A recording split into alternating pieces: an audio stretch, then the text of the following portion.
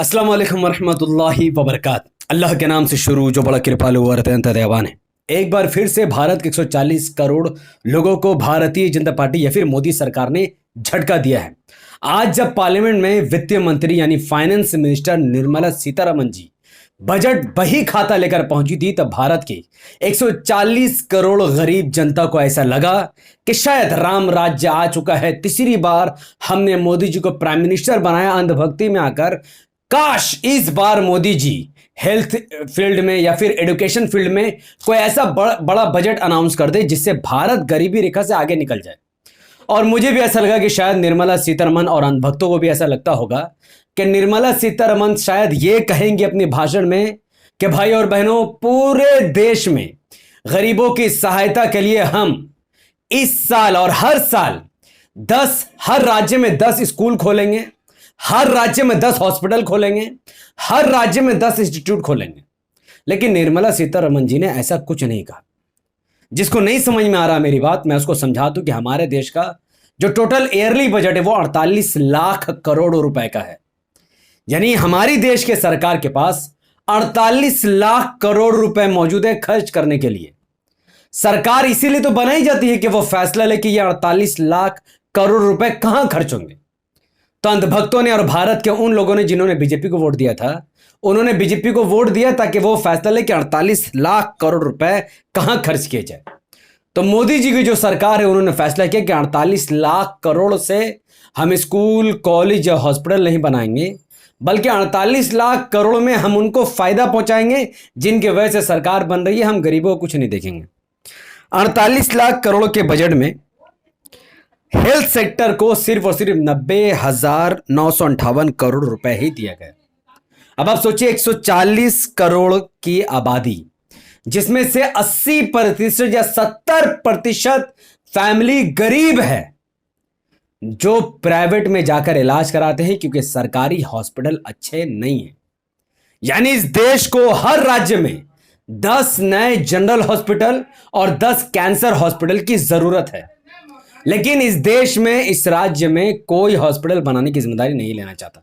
ना ही मोदी सरकार हॉस्पिटल बनाने का वादा करती है, ना ही मोदी सरकार गवर्नमेंट हॉस्पिटल को ठीक करने का वादा करती है। बस 90,000 करोड़ रुपए का फंड उन्होंने दे दिया है। अब ये सिर्फ पूरा साल इसमें घोटाला होगा, चाहे वो हॉस्पिटल का डायरेक्टर इसमें घोटाला करे या फिर कोई कंपाउंडर करे, पर यह पूरा घोटाला मचाएगा।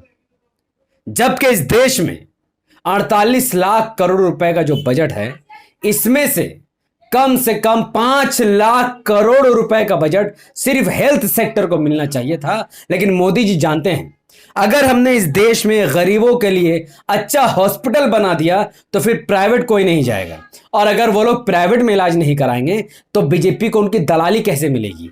प्राइवेट हॉस्पिटल की कंपनियां बीजेपी को कैसे चंदा देंगी, या फिर जो बीजेपी के एमपी एमएलए और अदर पार्टियों के नेता का हॉस्पिटल चलेगा कैसे? इसीलिए उन्होंने हेल्थ सेक्टर में 5 लाख करोड़ की जगह सिर्फ और सिर्फ 90,958 करोड़ देकर भारत के 140 करोड़ जनता को बर्बाद कर दिया है। और यह बर्बाद करने वाला स्कीम है। अगर स्कूल की बात करें तो इस सरकार ने 48 लाख करोड़ के बजट में से सिर्फ 47,619 करोड़ रुपए हायर एजुकेशन में खर्च करेगी। जबकि इस देश में जिस हिसाब से गरीबी है और जिस हिसाब से इस देश में एजुकेशन का लेवल गिरता जा रहा है, इस देश को कम से कम 10 लाख करोड़ रुपए की जरूरत है ताकि पूरे भारत में स्कूल बनाया जा सके। पूरे हर भारत के 28 राज्य और 8 यूनियन टेरिटरीज में, हर राज्य और हर यूनियन टेरिटरी में कम से कम 10 स्कूल और 10 हायर सेकेंडरी स्कूल, 10 कॉलेजेस और 10 इंस्टीट्यूट की जरूरत है जो हर साल बननी चाहिए। लेकिन मोदी जी ना स्कूल बनाना चाहते हैं ना जानते हैं। मोदी जी ना इंस्टीट्यूट बनाना चाहते हैं ना जानते हैं। उन्होंने सिर्फ 47,000 का लॉलीपॉप धरा दिया है। अब आप बताइए 47,000 करोड़ रुपए में क्या होगा? जिस एजुकेशन फील्ड में 10 लाख करोड़ की जरूरत है, उस एजुकेशन फील्ड को मोदी जी सिर्फ और सिर्फ 47,619 करोड़ रुपए दे रहे हैं। तो सवाल यह पैदा होता है कि भारतीय जनता पार्टी की सरकार यह चाहती है कि अगर आप इंश्योरेंस करवाते हैं, 140 करोड़ लोग अगर इंश्योरेंस कराना चाहते हैं तो उनको भारतीय जनता पार्टी की सरकार को 18% टैक्स देना होगा। अगर लोग अपने मेहनत के पैसे से स्मार्टफोन खरीदना चाहते हैं तो 18% टैक्स उनको मोदी जी को देना होगा। यानी आप ऐसे समझ लीजिए कि अगर आप 10,000 रुपए का मोबाइल खरीदते हैं तो 1,800 रुपए आपको बीजेपी सरकार को देने होंगे। हालांकि ये आपके मेहनत के पैसे हैं, लेकिन आपको सरकार को देने होंगे और बदले में सरकार आपको स्कूल कॉलेज नहीं बना कर देगी। मिनरल वाटर अगर आप खरीदते हैं तो आपको 18% टैक्स देना पड़ेगा। अगर आप सीमेंट खरीदते हैं तो आपको 28% टैक्स देना पड़ेगा, यानी घर और महंगा हो चुका है। तो अगर आप 2 चक्का गाड़ी यानी अगर आप बाइक खरीदते हैं तो आपको 28% टैक्स देना पड़ेगा। अगर आप एसी खरीदते हैं तो आपको 28% टैक्स देना पड़ेगा। अगर आप सोना खरीदते हैं तो भी आपको 3% टैक्स देना पड़ेगा। यही सब तो वो चीजें हैं जो आप छोटे छोटे, अगर आप पानी का बोतल खरीदो, आप कंघी खरीदो, आप माइक खरीदो, मोबाइल खरीदो, लाइट खरीदो, या कुछ भी आप खरीदो, अलमारी, A to Z सामान में सरकार ने टैक्स लगाया है। सरकार आपसे पूरा साल टैक्स को वसूलती है, लेकिन बदले में सरकार आपको ना स्कूल देती है, ना कॉलेज देती है, ना हॉस्पिटल देती है। क्यों?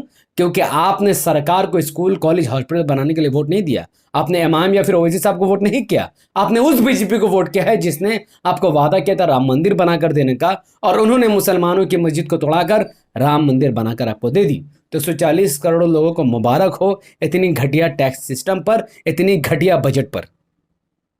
सबसे ज्यादा फायदा बिहार को मिला है। भारतीय जनता पार्टी ने बिहार सरकार यानी नीतीश कुमार को 58,900 करोड़ रुपए दिए सड़क पावर सिंचाई योजना के तहत, और 3 एक्सप्रेस वे देने का भी वादा किया है बिहार को। और बिहार में मंदिर कॉरिडोर बनाने के लिए भी वो हजारों करोड़ रुपए देगी। यानी बिहार को वो स्कूल कॉलेज हॉस्पिटल बनाने के लिए 1 रुपए भी नहीं देगी, लेकिन मंदिर कॉरिडोर बनाने के लिए हजारों करोड़ रुपए देगी।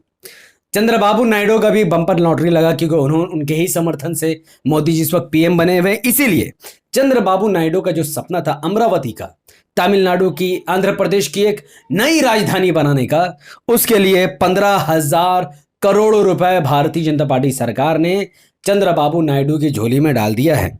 जबकि उनको सिंचाई के लिए और कई सारे फंड और एलोकेट कर रही है, और नई टैक्स सिस्टम उन्होंने लागू कर दिया है, जिसके तहत यह माना गया कि अगर आप ना आपको सरकार स्कूल दे रही है, ना कॉलेज दे रही है, ना हॉस्पिटल दे रही है, ना इंस्टीट्यूट दे रही है, आपको नया कुछ नहीं मिलेगा। जो पुराना सड़ा हुआ है आप उसी में रहो, उसी में पढ़ाई करो, उसी में बाल बच्चों को पढ़ाओ। और अगर आप गलती से 3 लाख से लेकर 7 लाख रुपए की कमाई करते हो तो आपको सरकार को 5% टैक्स देना पड़ेगा। अगर आप गलती से 7 लाख से 10 लाख रुपए अपने मेहनत से कमाते हो तो आपको 10% टैक्स देना पड़ेगा। अगर आपका गलती से किसी बड़े कंपनी में आपकी मेहनत और आपकी लगन की वजह से अगर आपको 10-12 लाख का पैकेज मिल जाता है, अगर आप 10-12 लाख रुपए कमाते हो तो आपको 15% टैक्स देना पड़ेगा। अगर आप 12 से 15 लाख रुपए कमाते हैं तो आपको 20%। अगर आपने कोई बिजनेस खड़ा कर दिया, अगर आपको कोई और 30 लाख रुपए अगर आप महीना कमा रहे हो बिना सरकार की मदद के अपने बलबूते पर, तो भी आपको सरकार को 30% टैक्स देना पड़ेगा। तो ये जो पैसे सरकार आपसे लेगी, सरकार बदले में आपको ना साफ पानी देगी, ना मुफ्त इलेक्ट्रिसिटी देगी, ना आपको हाई क्लास का हॉस्पिटल देगी, ना आपको हाई क्लास का स्कूल देगी। इसीलिए मैं आपसे कहता हूं कि वोट धर्म के आधार पर मत दो। अब आप सोचो, जो इमाम हैदराबाद में स्कूल कॉलेज हॉस्पिटल बनाकर दे रही है, वो भी हाई क्लास की, ऐसा स्कूल जिसके सामने प्राइवेट स्कूल फीका पड़ जाए, ऐसा हॉस्पिटल जिसके सामने प्राइवेट हॉस्पिटल फीका पड़ जाए, ऐसा डेवलपमेंट जिसके सामने सारी सरकार नतमस्तक बन जाए, ऐसा डेवलपमेंट का काम इमाम ने करके दिखाया है। लेकिन भारत के उन मूर्खों को मैं क्या कहूं जिन्होंने धर्म के आधार पर यह सरकार चुनी है, उनको सोचिए, उनको स्कूल कॉलेज बनाने के लिए 1 पैसा भी नहीं मिल रहा है। अब भारत के लोग 70 साल से गरीबी में जी रहे थे और आने वाले वक्त में भी वो गरीबी में ही जिएंगे। भारत का 80 करोड़ आबादी गरीबी रेखा से उतरकर आने वाले 5 सालों में और गरीबी में पहुंच जाएगा, क्योंकि उसको प्राइवेट हॉस्पिटल में इलाज कराना पड़ेगा, उसको प्राइवेट स्कूल में अपने बच्चों को पढ़ाना पड़ेगा, प्राइवेट इंस्टीट्यूट में अपने बच्चों का भविष्य को उनको देखना पड़ेगा, और हर जगह उनका पैसा लगेगा। अगर एक गरीब परिवार के घर में एक व्यक्ति भी अगर बीमार होकर सीरियस बीमारी का शिकार हो जाता है तो उसे अपनी जमीन बेचकर इलाज करानी पड़ेगी, क्योंकि सरकार उनकी कोई मदद नहीं करी, क्योंकि ऐसे बेहतरीन गवर्नमेंट हॉस्पिटल मौजूद ही नहीं है। मैं फिर आपको दोहराता हूं कि हमारे देश में 28 राज्य और 8 यूनियन टेरिटरी है। हर साल हर राज्य में 10 जनरल हॉस्पिटल बनने चाहिए और 10 कैंसर स्पेशलिस्ट हॉस्पिटल बनने चाहिए। तब जाकर 10-15 सालों में भारत के गरीब जनता कोई प्राइवेट हॉस्पिटल का मोहताजी नहीं रहेगी, बल्कि वो अपना इलाज मुफ्त में सरकारी हॉस्पिटल में करा लेगी। लेकिन जब से मोदी जी इस देश के पीएम बने हैं, शायद ही हमने उनको कोई स्कूल का इनॉग्रेशन करते हुए देखा है, कोई हॉस्पिटल का इनॉग्रेशन करते हुए देखा है, कोई इंस्टीट्यूट का इनॉग्रेशन करते हुए देखा है, कोई कॉलेज का इनॉग्रेशन करते हुए देखा है। हमने देखा तो सिर्फ उनको जियो का सिम बांटते हुए देखा है।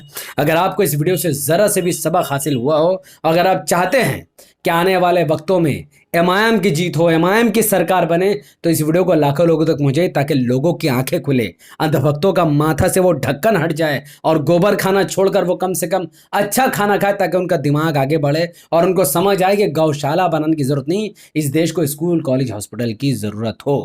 तो एमआईएम के लिए, एमआईएम को आगे बढ़ाने के लिए, ओवैसी साहब को पीएम बनाने के लिए इस वीडियो को लाइक कीजिए, इसके लिंक को व्हाट्सएप, फेसबुक, इंस्टाग्राम पर शेयर कीजिए। अपनी बातों को जितना हो सकता है उतना ज़्यादा कमेंट पर रखिए, क्योंकि आप जितना ज़्यादा लाइक, शेयर, कमेंट और सब्सक्राइब करोगे, यूट्यूब इस वीडियो को लाखों लोगों तक पहुंचा देगा। और अगर आप सब ये सब नहीं करोगे तो एक दिन ये चैनल डेड हो जाएगा और कोई बोलने वाला बाकी नहीं रहेगा। तो इस वीडियो को लाइक कीजिए, शेयर कीजिए, कमेंट कीजिए, हमारे यूट्यूब चैनल द पॉलिटिकल को सब्सक्राइब कीजिए, बेल आइकन को हिट कीजिए। अगर आप सिर्फ इस वीडियो को हमारे Facebook channel the political news पर देख रहे थे तो इसे लाइक और फॉलो कीजिए। 5 बड़े ग्रुप में शेयर करके मुझे अपनी दुआ में रखें। बहुत बहुत शुक्रिया। अस्सलाम वालेकुम रहमतुल्लाहि व बरकात। अल्लाह के सलामत रहमत बरकात अब तमाम भाई और बहनों पर हो। मे अल्लाह भी पीस अपॉन अस।